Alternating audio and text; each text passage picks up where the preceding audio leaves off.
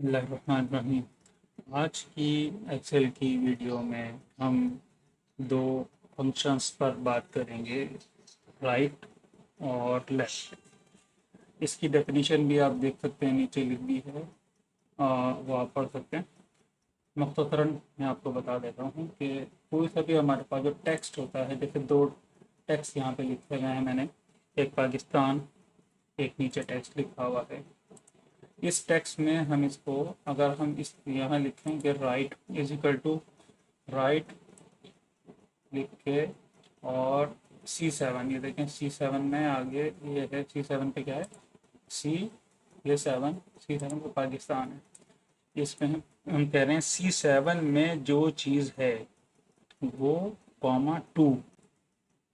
तो राइट का मतलब ये है कि सीधी तरफ से, इसमें से सीधी तरफ से, राइट हैंड से दो लफ्ज़ उठा लो। C7 इसका एड्रेस है और कॉमे के बाद 2 हमने दिया। 2 का मतलब है कि कितने लफ्ज़ हमें उठाने हैं। तो इसने क्या किया, देखें यहाँ, ये इसका रिजल्ट है। यहाँ पे इस पे अप्लाई हुआ हुआ ये फार्मूला, राइट C7, 2। तो इसने पाकिस्तान के सीधी वाली साइड, यानी NAT ये सीधी वाली साइड है, जबकि PAK ये लेफ्ट वाली साइड है। सीधी वाली साइड से दो लफ्ज़ उठा लिए।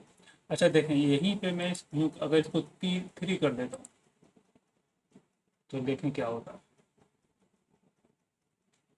मैंने इसको कहा C7 से 3 उठा लो, 3 लफ्ज़ उठा लो।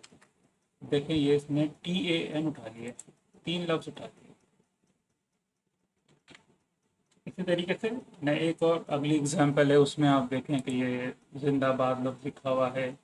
इसमें हमने यहाँ इसको कहा कि C8 से आबाद, ये 4 लफ्ज़ आ रहे हैं क्योंकि हमने यहाँ इसके फार्मूले में इसको कहा 4 लफ्ज़ उठा लो। तो उसने एक राइट से DABA इस तरह करके 4 लफ्ज़ उठा लिए। अच्छा, अब एक थोड़ा सा फ़र्क है कि यहाँ हमने सेल का एड्रेस दिया था, हम यहाँ डायरेक्टली इसको इस तरीके से भी देख सकते हैं कि C7 की बजाय मैं यहाँ पर पाकिस्तान को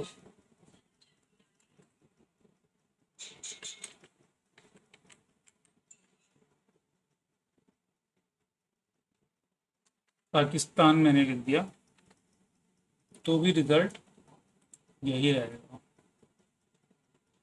अब इसने क्या किया कि जो मैंने इसको पाकिस्तान लिखा वो छोटे अल्फ़ाबेट में है, तो इसने वही उसके AN उठा लिया। इसको मैं अंडू करता हूँ ताकि ये उसी सूरत में वापस चला जाए। उम्मीद है समझ आ गई होगी। कोई इशू तो आप मैसेज में पूछ सकते हैं। ठीक है, अल्लाह हाफिज़।